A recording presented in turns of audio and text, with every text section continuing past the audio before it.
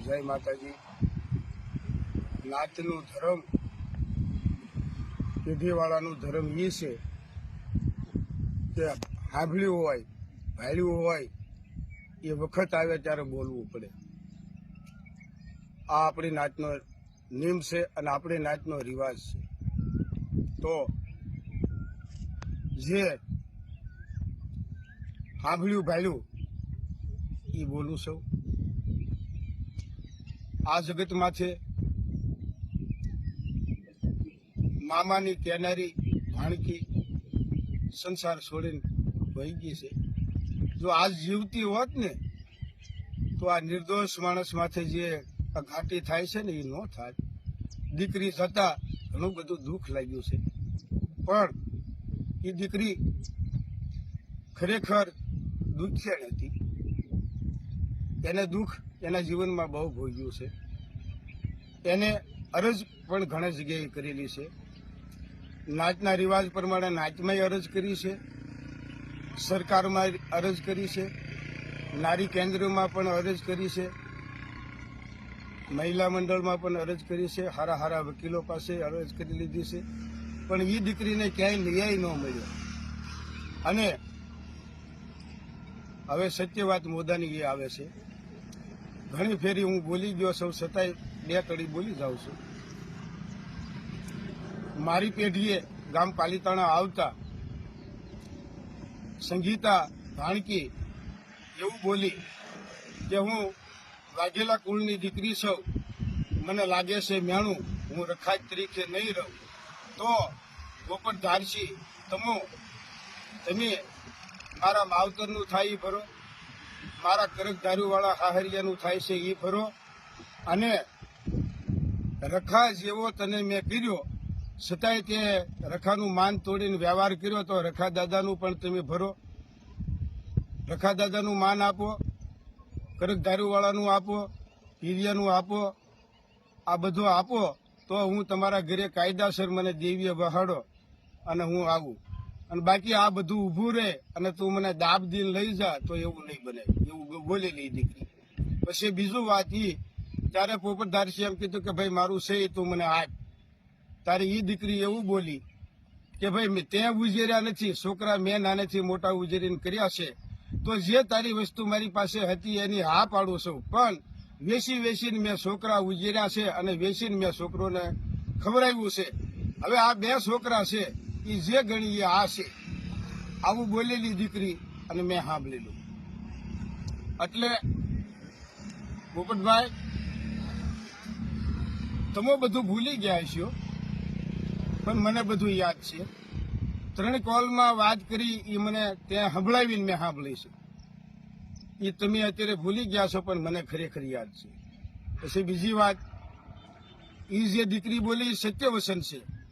કરકધારીવાળાનો જે લાગતું શકતું એ તમારે દેવું પડે, ટોડાવાળા ગોવિંદ ભારાનું જે લાગે છે ભાઈ એ તમારે દેવું પડે, અને રખવારે જેવો કર્યો અને છતાંય તે વ્યવહાર બાય હારે કર્યો સંગીતા હારે તો રખાનું માને પણ તારે દેવું પડશે।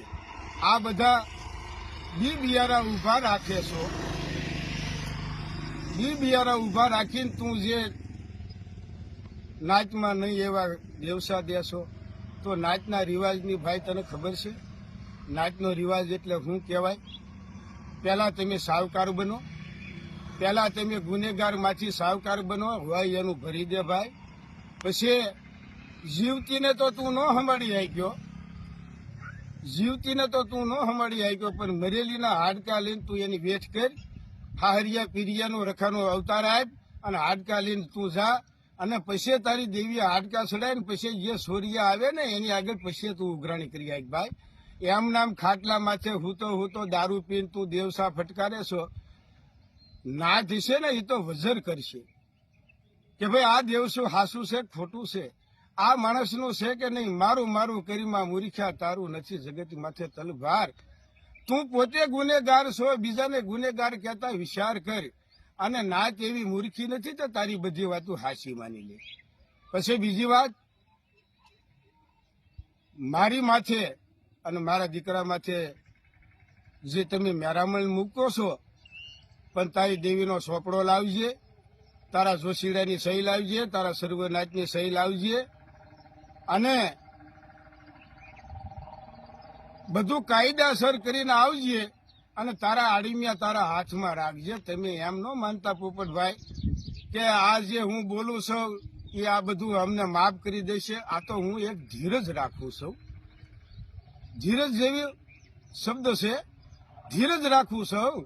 બાકી જે તું તારા હાથે ગુનેગાર બને છો તો તારે તો જવાબ નાત હશે ને તો એ નિયા કરશે અને સમાજ હશે ને તો એ તને સાથ આપશે. તો નાતીલોને હું એટલું કહેવા માંગુ છું કે નાતીલો, તમે તમારું ધર્મ ન સૂકો. એ તો એનું ધર્મ સૂકી ગયા છે, પણ તમે તમારું ધર્મ ન સૂકો. પેલા એની થવા દો ભાઈ, આવરણ જે એનું ગુનેગાર છે એનું થવા દો. અને પછી મારી નાચ, આપણી નાચની માલપા 52 પાનાની સોપડીએ લેખ પડે, સોપડીએ પાટે સડે, નાચના રિવાજ પ્રમાણે એના અવતાર મળે. એમ નામ કોઈ વખા નો આપ ભરાય. વખો તો સચ્ચી પણ સંસાર વાળું સાબિત કરવું પડે. આ તો તારી મારી જેવા લગાડવાની વાતો કરે છે પોપટભાઈ. આ મોટા માણસના દુશ્મન ઘણા હોય છે, તને મને લડાવવા માટે કરે છે. બાકી તને ખબર છે કે હું અમારું ધર્મ ન સૂકીએ. અમે અમારું ધર્મ સૂકીએ ને તો જગતની મારી પાસે અમારો નેજો નમી જાય બાપ. એટલે પોપટભાઈ કોઈ પણ વાત કર, તું જેમ તેમ ગાળ્યું દેશો, જેમ તેમ ગુલું કરે છો, પણ હું તો તને ભત્રીજો માનું છું. હું તારો કાકો છું ને હું તને ભત્રીજો માનું છું. સોરું કસોરું થાય, માવતર કમાવતર ન થાય એમ કરીને હું તને ધીરજ રાખું છું તારી. બાકી તને પોતાનો પછતાવો થાય કે મારા કાકા અબ્રામ માથે મેં ખોટું નાખ્યું છે. અને તું કે પણ છો, ઘણા ખરા ફોનમાં વિડીયામાં તારા નામ આવ્યા છે કે ભાઈ મેં અબ્રામ કાકા માથે તો ખોટું જ નાખ્યું છે. એમ તો તું બોલે છો, એના ખરા સાક્ષી છે, એના વિડીયા પણ છે.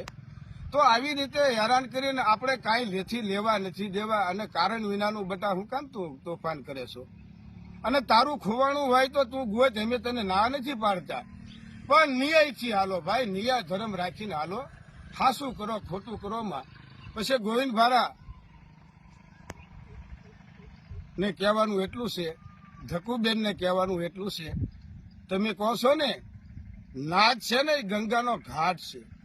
નાચ છે એ ગંગા છે અને નાચ તો માને બાપ છે. એ સંગીતા દીકરી માન બાપ મને માનતી અને એનું દુઃખ મટે ને એ માટે મારી પાસે આવતી ભાઈ. અને અમારે મામા ભાણકીના સંબંધો હતા, પણ એ નાચ તરીકે મને માય બાપ માનતી, માને બાપ માનતી. એટલે એના દુઃખની બધી વાતો કરતી. બાકી તમે એમ ન માનશો કે એની વાત અમને નથી કરી. તમામ નાચના રિવાજ પ્રમાણેની વાત દીકરી મને કરીને ગઈ છે. અને ખરો સમય આવશે ને બાપા, ત્યારે એ દીકરી એના હાથે એનો ધર્મ બતાવશે. અને બેન અને ગોવિંદભાઈ, ધર્મની ડાકલી વગાડ બાપ, ધર્મની ડાકલી વગાડ. એ કમોતી મરી છે દીકરી, એ હું હા પાડું છું, પણ એને મારનાર જે હશે ને એ સૂર્યનું નામ દેશે ભાઈ. આવી રીતે નથી ભાડ્યું, નથી દીઠું. અને નિર્દોષ માણસ માથે આવા અઘાટી કરવા, આવા દેવસા દેવા, વાતમાં ન કરવાનું કરવું, 9માં કરવા, 10માં કરવા. મારી દેવી દાદા, મારો ભગવાન, મારો પ્રભુ પરમાત્મા, મારો હાકીમ ધર્મ દેવ ભેરવ હશે ને તો મને જરૂર તારશે. અને મારી ભાણેજ સંગીતા દીકરી મારા દુઃખમાં ભાગ લેશે. અને મારી માથેથી તમે જે મેરામણ મૂકો ને એ સિંધુડી મેરડી નારસિંગો દાદો અને સંગીતા દીકરી એ ભાણકી અમારી માથેથી બધો ભાર ઉતારી દેશે, આટલો મને પૂરો વિશ્વાસ છે. અને ભાઈઓ, હવે મારી નાચને કહેવાનું એટલું છે કે નવ નાચ એટલે મોટા ભાઈઓ, તમે પણ નિયાવટી છો, તમે ધર્મના ટેકા છો, તમારા દેવી ભગવાન છે. 4 પેઢી માથા હોલિયા, વાજેલિયા, સારોલિયા, કારોડિયા અને 12 વરી એ દેવી ધર્મ વાળા છે. તો મારી નાચ હું જાજુ તમને કહેતો નથી. આવા ખોટા માણસો હારે અને આવા જે નથી સાબિત કર્યું ને હરખના હુતા ઘરે દેવસા દે છે, દારૂ પી અને દેવસાની વાતો કરે છે, ગાયું ફટકારે છે. તો મારી નાચ તમારી આગળ ન્યાય હોય ને તો ધર્મ કર્મનો કાંટો જોખો, સત્ય વાત સચ્ચી પણ સંસારવાળી સાબિત થાય ને તો દેવસુ મારી નાચનો પેઢીવાળો હાકે ને તો હાલે. બાકી આવા ખોટા માણસો દેવસા હાકે એ તમે માન્ય ન કરતા, અને એ આપણી નાચમાં રિવાજે પણ નથી. કોઈ નાચે અમારું બંધ કર્યું નથી અને કોઈ નાચ અમારું બંધ કરે પણ નહીં. કારણ કે હોવને ખબર છે કે અબ્રાહમ બીજલ છે ને એનું ધર્મ એનું સત કોઈ દી ન છોડે. એટલે મારી વિનંતી એટલી છે કે ભાઈ ખુદ સોર છે, પોપટ ધારસીએ જીલું નાકુનો સોર છે, એમ રખા બાપાનો સોર છે, એમ ગોવિંદ ભારા જીલું નાકુનો સોર છે, એની દેવીનો ગુનેગાર છે.